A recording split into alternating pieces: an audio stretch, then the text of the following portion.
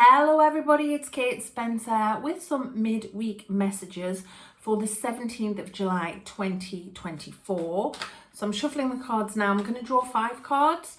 So tune in now as to whether you want number 1, 2, 3, 4 or 5 for your message. Remember that this is a collective reading, so some of it might resonate, some of it might not.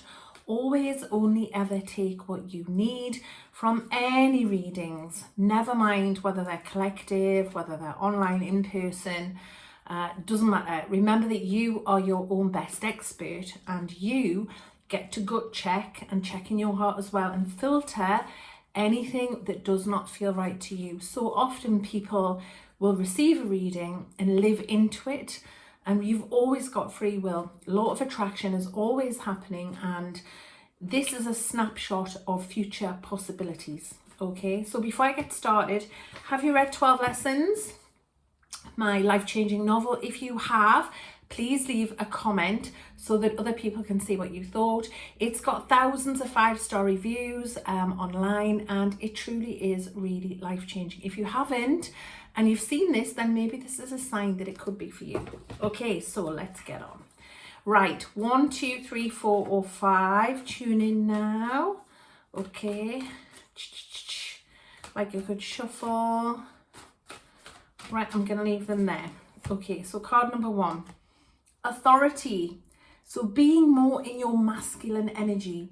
Now, just because it's more masculine energy doesn't mean that has to be hostile or angry or difficult. Some of those things, when I say masculine energy, sometimes people can make that interpretation and it's not correct. This card is about being more in your power in a way that is more balanced. If you're very much in your feminine energy, and this could apply to either gender, then it's about being more balanced. So embodying some of those traditional masculine qualities, perhaps like being logical, practical, those kind of things. It's also about boundaries to me as well, this card, and about not letting people infiltrate your boundaries, being in your power more as well. So is there someone in your world who is pushing your buttons, who's trying to tread over those boundaries that you've put in place? Remember that boundaries are little fences made with love, and that you can choose, if you want to reassert those or maintain them at any time. And that's up to you, and it's not you being mean, because actually what you're doing is teaching the other person how to treat you, and that's valuable for both of you. I've got an itchy nose, I don't know what that's about. So that is the first card, authority. So if you chose number 1, that is your card. Number 2, awareness. Are you meditating? Are you tuning into all that is? The universe is asking you to sync up. It's saying that the information is there, that you're not accessing it. And of course, life is busy. And often when this card comes out in a reading, it's because you're stuck in your head. You might be overthinking things. You might be worried. You might be anxious. All of those are part of the human journey. I totally get it. I do this too.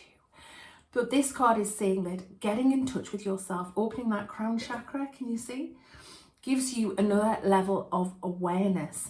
It can connect you to your higher self, to the truth of all that is. And it can also bring immense clarity, healing and calm as well. And even just a small amount of time can assist you. And when we say meditate, it doesn't have to be sitting with your eyes closed on a mountaintop saying Om. You can take a walking meditation, you can settle yourself for 60 seconds, for a minute, you can breathe deeply, you can light a candle and watch the flame. You can listen to a guided meditation if you want to. There are lots of different things that you can do, but this card is calling for stillness and asking you to open that crown chakra, which you can do by intention, just by sending your energy up there and visualizing that's opening and allowing that energy to come in of all that is and of your higher self, and then trusting what you get as well, especially if you've asked for guidance. So that's card number 2. And these, of course, are my interpretations of these cards. So card number 3, victory and success. If you pick number 3, you may have felt like you're climbing a mountain, or you have been climbing a mountain. And it might have felt quite dark and heavy at times. But this card is about turning into the light and tooting your horn, because it's a card of success. So it's saying that the journey's been worthwhile. If you haven't got there yet, please know that the journey is going to be worthwhile when you do get there, whatever this is referring to in your life. And it might be work, it could be business, it could be relationships, it might be health, it might be family, a friendship, it could be anything that has felt like hard work and it has been difficult. I also get something about exam results, studying, projects, stuff that has to be marked as well, that there's a victory and success. And also I want to say to you, so I'm hearing the journey has been really valuable. Even if you get to this point and perhaps the success isn't exactly what you anticipated, in time you're going to look back and reflect on the journey and see the gold and the value in the journey. So don't be disappointed if it's not exactly what you wanted, because what I do feel is that you have got exactly what you needed, but your human self might not recognize that yet. Card number 3. So card number 4, wisdom. When the student's ready, the teacher appears. So this is about you learning something, about being open to possibilities of learning. It can also be about you learning about yourself. And I think for a lot of us, that might be the message about the whole thing about when you know better, you do better is coming up for me. And also about growth, evolution, and learning who you are throughout the journey called life. It can mean as well that it's time to actually learn something. So if you've been thinking about a course, a project, a language, a skill, then it can be actually assigned to start learning that kind of thing. But I think for a lot of us, it's learning who we are and learning what we are about in our world. Okay, so there's a bit of giggling going on in the background.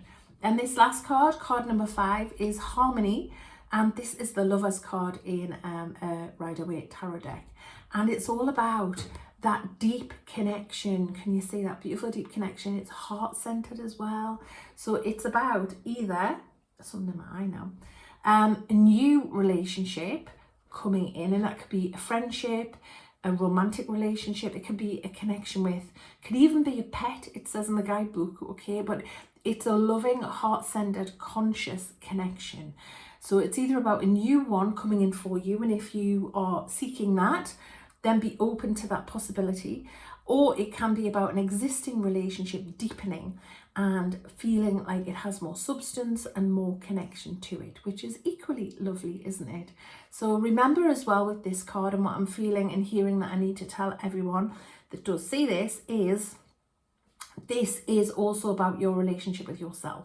So it's about you loving you and you connecting with you and doing that shadow work, finding those triggers, getting underneath them and recognizing where the unhealed wounds are in order to help yourself to attract in that type of person, connection and experience, if that is the type of experience that you want. And I think it's the type that we all want, whatever that looks like for us. We all want to be connected and felt heard, safe, loved, and happy, don't we? And that card embodies all of that.